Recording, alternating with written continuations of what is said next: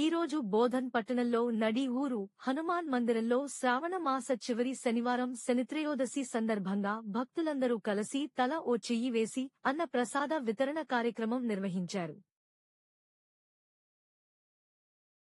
నా పేరు ఉదయ్ మహారాజ్. బోధన్ పట్టణంలో గత కొన్ని నెలల క్రితం చౌడి ఎల్లమ్మ ఆలయం పక్కన చౌడిలో ఆంజనేయ స్వామి యొక్క ఆలయ నిర్మాణం జరిగింది. పురాతన గత 600-700 సంవత్సరాల క్రితం నుంచి ఉన్న ఆంజనేయ స్వామి యొక్క ఆలయాన్ని అది శిథిలావస్థలో ఉంటే దాన్ని పునర్నిర్మితం చేసి మొత్తం రాయితోని కట్టడం జరిగింది. ఊర్లో అందరు కలిసి ఆ కులాలందరూ కలిసి ఈ గుడి నిర్మాణం చక్కగా చేపట్టారు. తర్వాత జనవరిలో ఈ ఆలయంకి ప్రతిష్టాపన తర్వాత అలానే భక్తులు పెరగడం మొదలయ్యారు. కొంతమందికి కొన్ని కోరికలు కూడా స్వామివారు నెరవేర్చడం జరిగింది. ఆలయం కట్టక ముందు చాలామంది ఈ స్వామివారి యొక్క భక్తులు అంటే ఏదైనా దుఃఖంతో ఉన్నప్పుడు ఏదైనా సంకోచంలో ఉన్నప్పుడు స్వామివారి దగ్గరకు వచ్చి కూర్చొని ఆ మనసులో ఉన్న బాధను చెప్పుకుంటే స్వామివారు ఆ బాధను తీర్చేసేవారు. తర్వాత భక్తులందరూ కలిసి ఆలయ నిర్మాణం అయింది. అలా నిర్మాణం అయిన తర్వాత కూడా స్వామివారు అందరి యొక్క కోరికలు తీరుస్తూ వచ్చారు.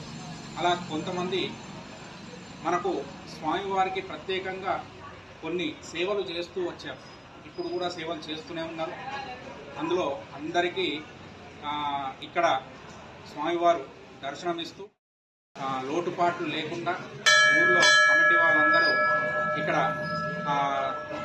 ఊర్లో సంబంధించి ఏదైతే ఈ ఆలయ నిర్మాణం జరిగిందో భక్తులకు లోటుపాటు కలగకుండా అన్ని సమకూర్చి పెట్టారు.